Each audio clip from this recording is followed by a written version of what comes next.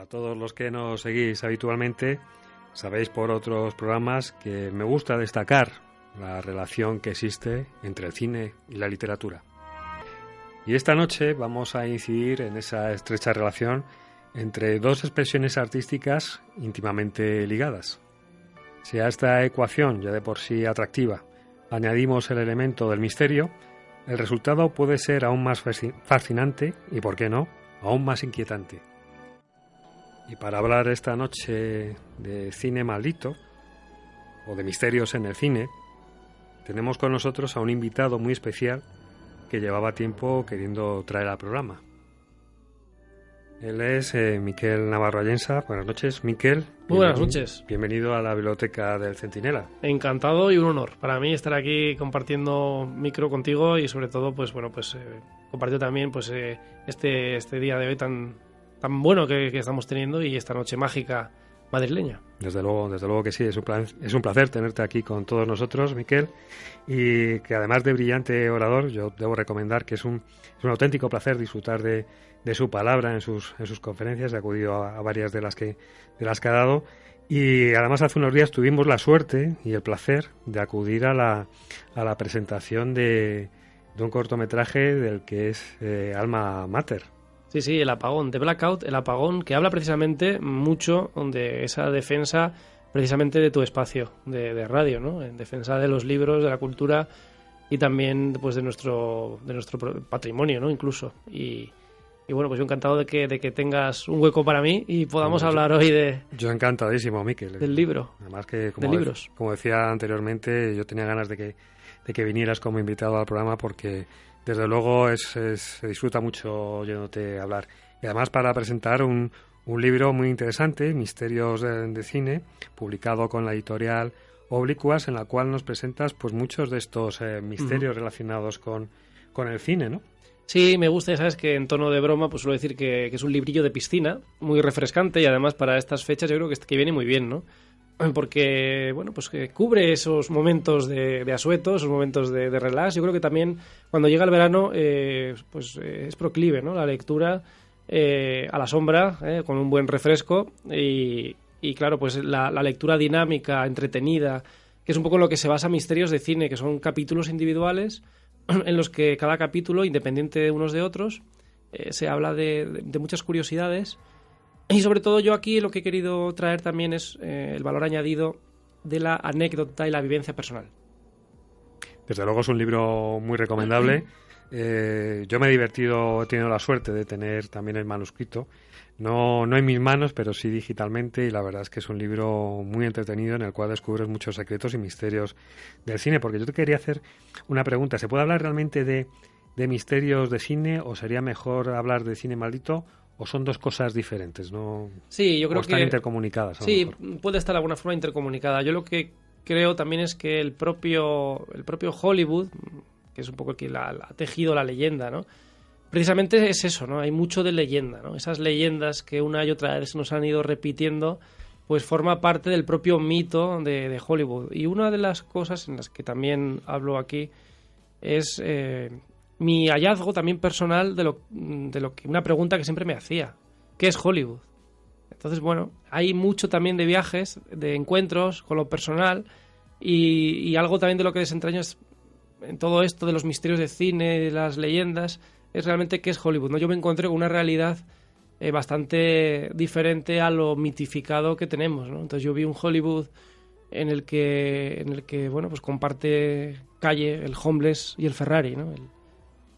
Hay mucha desigualdad, hay muchísimo la palabra trabajo, hay muchísimo trabajo detrás y alrededor y dentro del propio Hollywood de personas que no se llevan la fama, que no se llevan el honor y eso es lo que más me impactó, ¿no?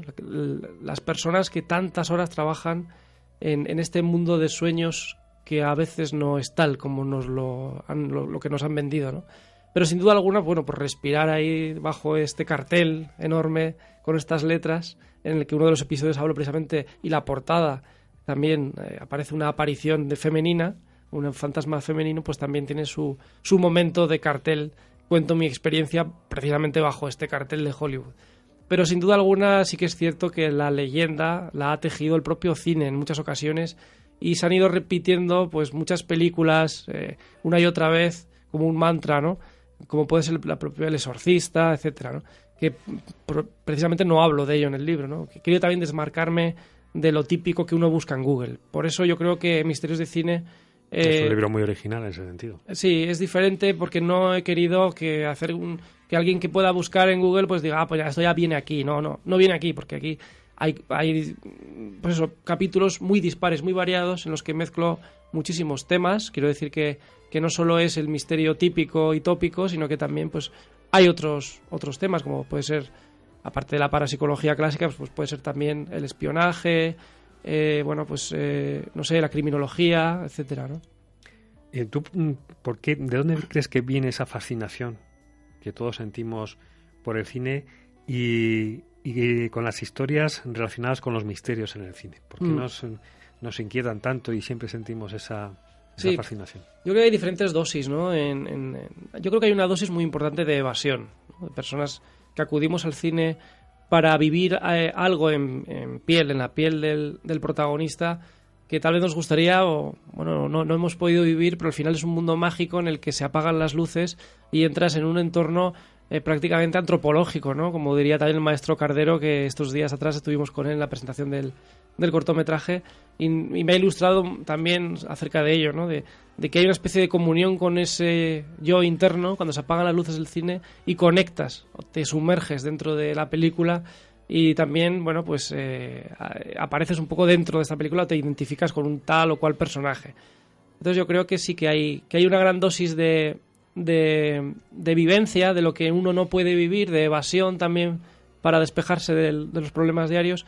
Y yo creo que también hay mucho que yo es lo que he intentado aplicar de aprendizaje, ¿no? Que es un medio didáctico, y siempre me ha gustado esta frase, que incluso nos puede enseñar a vivir, ¿no? En muchos aspectos.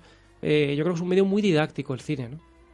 ¿Y no crees que en los últimos tiempos ha perdido un poco de esa magia que tenía el cine? Totalmente. Yo tengo una teoría, además, que esto daría para un programa aparte, y tiene incluso fecha, desde cuándo estamos derivando en otro tipo de cosa, ¿no? Ya no me atrevo ni a llamarla cine, de cosa. De espectáculo quizás más relacionado con un parque temático, ¿no? Sí, una especie de merchandising feroz, de remake tras remake, parece que no haya ideas. Todo esto tiene un sentido, y es una opinión muy personal que tengo. Y bueno, yo creo que desde el año 2006, más o menos, hubo una gran crisis dentro de los siempre e injustamente olvidados guionistas, esa famosa crisis de los 100 días, que hubo una serie de huelgas en Hollywood, pues un poco para reivindicar sus derechos, ¿no? En el mundo del cine ha habido siempre también unas fases en las que se han reivindicado los derechos. Ya lo hubo también en películas como Frankenstein, en los años 30, cuando el propio Boris Karloff se quejaba una y otra vez de las condiciones laborales, ¿no? Que tenían, de las cantidades de horas expuesto bajo el maquillaje, incluso la piel quemada bajo los focos intensos de 14 horas de maquillaje, etcétera. Y gracias también a las influencias políticas, con Eddie Cantor, con su mujer, que era amiga de la mujer de Roosevelt, bueno, una serie de casualidades y de influencias, pues se pudo crear ese sindicato de actores para, de alguna forma, dignificar el oficio y poner una serie de no sé si de cláusulas o de límites, mejor dicho, eso es, ante los abusos de tantos y tantos, condiciones, ¿no? Entonces, bueno, sí que hay mucho que hablar. Bueno, y lo que comentaba del año 2006, esa huelga de guionistas, que hubo una fuga de cerebros realmente, porque las condiciones eran malas y estas reivindicaciones, pues bueno, había que hacerlas sí o sí, ¿no? Y bueno, sí que es cierto que hay subidas salariales en este sentido, pero hay una gran fuga de todos estos cerebros, porque al final el guión, decía Billy Wilder que en el cine todo es guión y postproducción, y ya está. Decía que el actor era una mierda, así directamente, ¿no? Decía el propio Billy Wilder, que era tan peculiar y tan genuino, ¿no? Y tan director de actores también, ¿no? Y eso es, sí. Y además él siempre le gustaba eso de las tormentas de ideas, se encerraba en una habitación, primero con Beckett, y luego el primer ayudante que tuvo, ¿no? Guionista, y luego con Diamond, y bueno, hacían una técnica, horas y horas encerrados, incluso representando las acciones que ellos escribían, rompían papeles, volvían a escribir.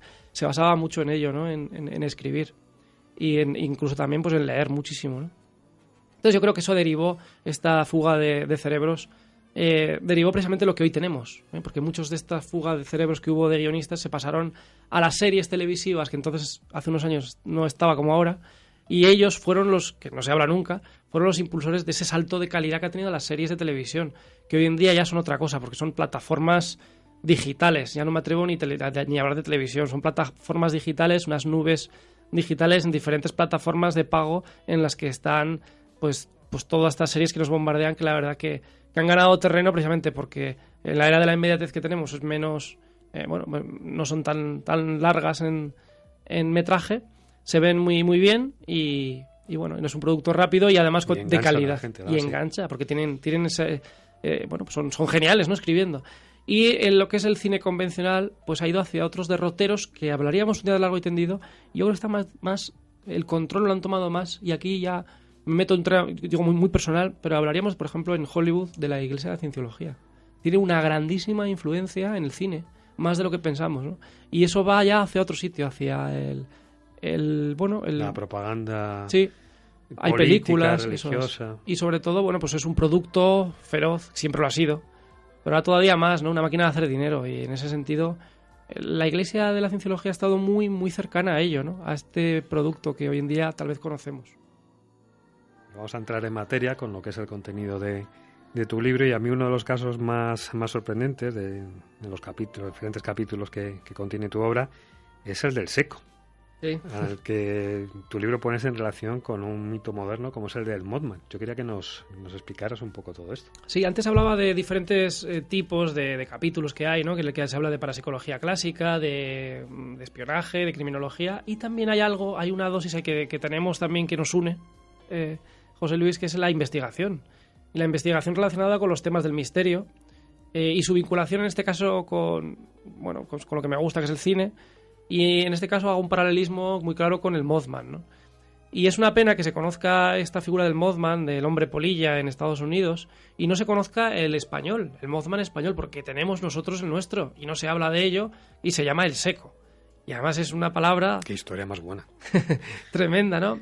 Y es más, lo adelanto porque todavía no lo he dicho en ningún medio de comunicación, vamos a decirlo aquí, y es que vamos a hacer un documental precisamente a partir del próximo mes. Voy a comenzar a grabar sobre este tema. Es un tema que a mí me ha marcado mucho en lo personal y que hablo en este capítulo del libro sobre el seco, ese Mothman español, que es un personaje con ropajes antiguos, a veces vestido como un gángster, con un sombrero, que se aparece en el medio rural. Normalmente se aparece con los zapatos limpios, que esto llama mucho la atención, relucientes, y parece ser que es el preámbulo a algo que va a ocurrir negativo. Es una especie de pájaro de mal agüero, ¿no?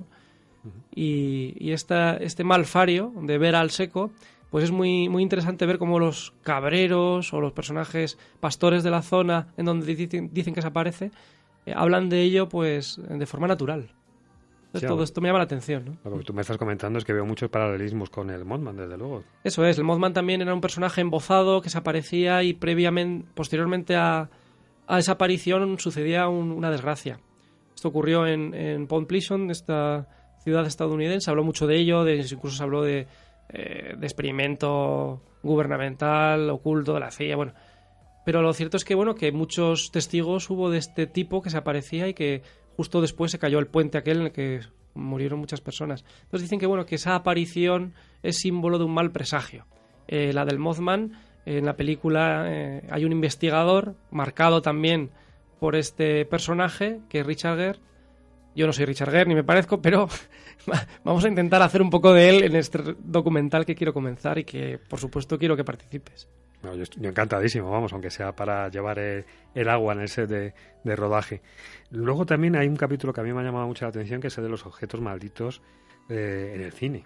Claro. Relacionados con actores o con películas. Tú hablas del anillo de Rodolfo Valentino. También recuerdo el coche de James Mansfield, efectivamente, o de James Dean también, efectivamente. Bueno, sí, hay diferentes capítulos en el que se podría hablar largo y tendido, ¿no? Sobre los objetos malditos, esos objetos vinculados al personaje que a lo largo de la historia también lo ha habido, ¿no? Esos objetos de poder que ayudan, pero a veces también van un poco en contra del personaje o arrastran una maldición.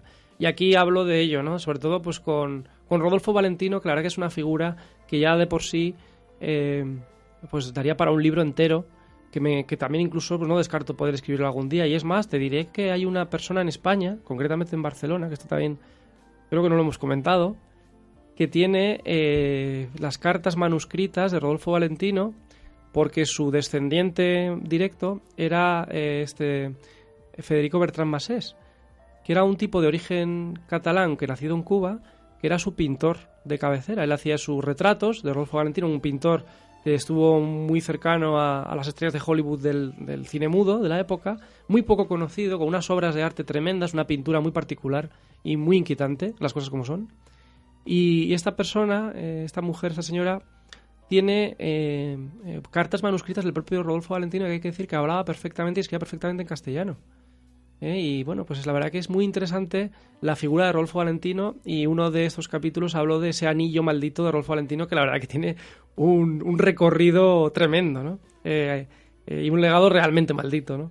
Al menos curioso. Que lo dejamos para los lectores del libro que conozcan la historia. A mí, de todos los capítulos, también uno de los que más me ha sorprendido es lo de las películas radiactivas, ¿no? Esto que la famosa película que hizo John Wayne, caracterizado de... de Mongol. El Conquistador de Mongolia, una película malísima. Las cosas como son, que por cierto hace poco... Un fracaso comercial también. Sí, falleció...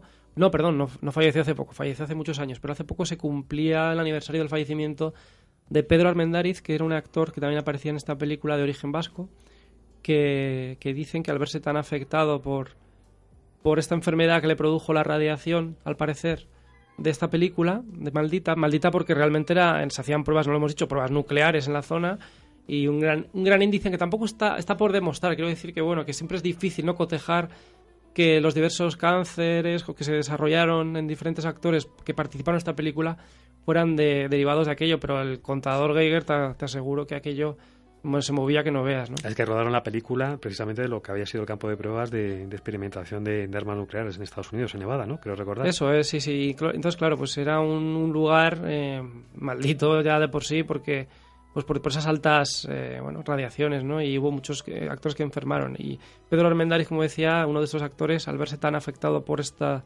enfermedad que le produjo, al parecer, esto, se suicidó, ¿no? Entonces se habla de ello y de otros muchos. Bueno, también el propio John Wayne también falleció, pero también es cierto que muchos años después de esta película falleció de cáncer, pero tampoco se llega a saber si fue por esto o no. El caso es que los actores que ahí estaban tenían bastantes papeletas, ¿no? Entonces sí que me ha llamado la atención, y hablo en este capítulo de cine nuclear, no tanto de películas que sean de temas nucleares, que también comento también alguna, sino de que se haya rodado en lugares y sobre todo que hubo una especie de moda macabra, que es lo que hablo en el libro, que había personas que pagaban por ver las detonaciones, ignoraban, por supuesto, pues que todo lo que se le venía encima, ¿no? Sin ninguna protección, y muchos de ellos fallecían. Y hay fotografías en las que están con unas gafas de sol polarizadas, sentados comiendo palomitas, viendo las detonaciones, los hongos tan bonitos que hacían, y a una distancia, pues, no muy excesivamente lejana. Bueno, y además es que en Las Vegas se pagaba por subir a las azoteas para ver estas detonaciones, y se hacían incluso... fue una moda realmente el tema nuclear, cuando se desconocían los efectos, ¿no? Y se hacían en las piscinas de estos casinos, se hacían certámenes de belleza, que hablo también en el libro, de Miss Bomba Atómica. Y la ganadora de esa edición llevaba una corona con un hongo atómico, ¿no? Dibujado. Creo que incluso aparece una fotografía en el libro, recordar, ¿no? En el capítulo que dedicas Miss a este Atomic Bomb, ¿no? Una belleza radiante. Yo de la lectura de tu libro deduzco que eres un gran viajero y que también... Me gusta. No siempre que se puede, pero... Lo reconoces, ¿no? Sí. Y que también sientes pasión por el cine B. Sí, claro. Sí, por ese cine en voz baja, ¿no? Del que me he nutrido yo mucho, porque gracias a mi padre, ¿no? Que es un gran cinéfilo, Miguel y Miquel, gracias a mi padre, pues la verdad que desde pequeño me inculcó esto, que también he inculcado a mi hijo, y que afortunadamente hoy en día tiene 15 años y es un cinéfilo tremendo, ¿no? Y le encanta. Y sí que él me metió mucho en las películas estas de los años 60, me gustaba muchísimo también, y las películas clásicas que me apasionan. Y luego posteriormente yo mismo, pues bueno, soy un poco hijo de los años 80 y he crecido con ese cine ochentero que siempre me ha gustado, ¿no? Y sí que es cierto que estoy preparando algo sobre el cine de los 80 que yo no sé por qué ahora está tan de moda, ¿verdad? Sí, incluso en las series también, algunas Sí. series intentan recuperar ese espíritu cinematográfico de esos años, ¿no? Y siempre digo que los disparos en los años 80 eran como muy opacos. Sí. Y las películas estas de los spaghetti western, ¿no? Que sonaban, tenían Sí. un sonido peculiar los disparos. Es verdad, también, sí, con una especie de Sí, reverberación. sí. Yo creo que así las puedes distinguir por el sonido de los disparos, ¿no? Que eran spaghetti western. Sí, el VHS, al final las cintas de vídeo también, ¿verdad? Daban, en esos cabezales, daban una sonoridad que hoy se ha perdido, Se ¿no? ha perdido con los nuevos Es formatos. como el vinilo, ¿no? De alguna Sí. forma. Igual a lo mejor se recupera también, como se está recuperando el vinilo. ¿Quién sabe? No, igual un día Yo conservo el vídeo, ¿eh? Sí, yo también conservo cintas de vídeo, incluso cintas grabadas de la televisión, de películas que Sí, yo echaban también. en yo televisión. también. Curioso. Y mi tío todavía conserva un vídeo beta. Que incluso Eran tenía, enormes. sí, que incluso tenía más calidad que los... Sí. Porque claro, beta era Betamax, era de Sony. Y lamentablemente comercialmente no triunfó, porque triunfó JVC, que fue la que creó VHS. VHS. Y esta fue la que triunfó a nivel comercial, que era más barato. Pero tenía más calidad, Betamax. Y decían que tenía más calidad también el sistema 2000, que era de Philips, si no recuerdo Es mal. cierto, ya no recordaba aquello. Había los tres sistemas y al final que se impuso lo que tú dices fue el de Mm. VHS. Y de todos estos enclaves que has visitado para escribir el libro, todos estos enclaves relacionados con el cine y el misterio, ¿con cuál te quedarías? Bueno, hay un caso que me impactó muchísimo, que lo viví mucho a nivel personal, que fue el caso de Elisa Lam, esa chica joven que murió en un hotel. Hoy en día, por causas que se desconocen, incluso oficialmente aparece como muerte accidental. Entonces es algo muy curioso. Y aquí hablo un poco de mi teoría, que es una teoría aterradora. Para mí, todo esto que estuve en la zona y un poco lo viví en primera persona, además en el mismo año cuando se produjo, un tiempo, apenas unos meses después, pero pude ir al lugar, pude incluso estar en una fiesta clandestina, todo esto lo cuento aquí, muy cerca de este Hotel Cecil donde ocurrieron los hechos, donde apareció esta chica dentro de un depósito de agua de la azotea del hotel, ¿no? Se han hecho incluso series de CSI con este caso, se han aportado diferentes teorías, es muy impactante porque hay vídeos del propio ascensor de esta chica. Es un caso también que a mí me impactó a nivel, digamos, lo criminológico. Yo tengo mi teoría, que es para mí, como digo, es aterradora, y para mí fue un copycat. ¿Tú recuerdas aquella película? Sí. Que también nos impactó, ¿verdad? Aquella película. Asesinos en serie que se copian unos a otros, Eso ¿no? es, que copian. Yo para mí esto fue además una copia de cine. Que lo comentas tú en el libro, efectivamente. Porque para mí es una copia de una película. Los pasos que se siguen sobre esta pobre chica me recuerda mucho, y ahí es una teoría mía personal, que igual no es así, pero yo creo que aporto diferentes pruebas de que puede ser eso, ¿no? Que es una copia de la película Dark Waters, ¿no? Esta película japonesa, quiero recordar, ¿no? Japonesa, que hubo un remake norteamericano, Ujú. y posteriormente pues ocurrió esta desgracia, y hay, bueno, elementos al menos curiosos. No quisiera terminar esta edición de la Biblioteca del Centinela sin recordar el caso de Carlos Villarías. Hombre, el Drácula cordobés, nuestro Drácula, sí. También he buscado un espacio para el homenaje a los grandes olvidados, que también es un misterio de cine, ¿no? Pues que hayan estado ahí, no se les reconozca. De alguna forma, yo creo que relacionados con Drácula no puede faltar nuestro Drácula español, que además le fue muy bien. Él falleció en su casa de Los Ángeles, creo que en el año 76, creo que fallece. Había hecho muchísimas películas, había ganado muchísimo dinero, y había hecho películas tanto en España como en México y en Estados Unidos, ¿no? En Hollywood. Tenía una gran mansión. Y en aquella época del Drácula que todos nos ha llegado, de Bela Lugosi, del Drácula del Universal, del año 31, pues por el día se rodaba una y por la noche se rodaba la otra, ¿no? Entonces La versión española, en español. En español, efectivamente. Y lo bueno es que los oyentes ahora mismo podrán buscar en YouTube, porque se conserva la película y además está colgada en YouTube en muy buena calidad para poder verlas pública. Y se puede ver el Drácula que se hizo para habla hispana, de Carlos Villarías, con una gran dicción, que bueno, hay que meterse también en la época, ¿no? En aquella años 30, principios. Y el Drácula cordobés, incluso por críticos estadounidenses, hoy en día está considerado como que incluso mejor. Supera al original. Al de Bela, que Bela, pues bueno, se creó un mito también en torno a su propio personaje que se creó, pero también hay que recordar que murió también, pues eso, prácticamente sin un duro, desahuciado, viviendo en un bungalow y con una fuerte adicción a las drogas, ¿no? Pero bueno, yo creo que era un digno también homenaje a nuestro Drácula, Carlos Villarías, que era uno de estos tipos que cruzó el charco para triunfar y lo hizo, ¿no? Y es una pena que no los conozcamos tanto. Y hoy en día sí que es cierto que en Estados Unidos está bastante reconocido Carlos Villarías. Hay incluso youtubers que están tan de moda ahora, críticos de cine, que lo ensalzan, ¿no?, a Carlos Villarías. Con lo cual yo de eso me alegro. Como pasa tantas veces en España, pues es menos conocido Sí. en su tierra de origen que realmente donde triunfó.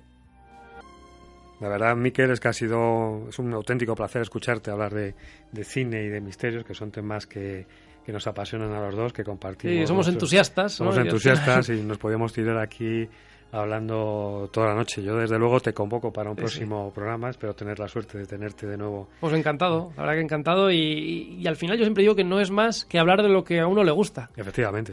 Además, estoy seguro que hemos enganchado también a muchos de nuestros oyentes. Sí. Creo que compartimos esta pasión por los libros, la literatura, el misterio y el cine con muchos de los que nos oyen toda la noche.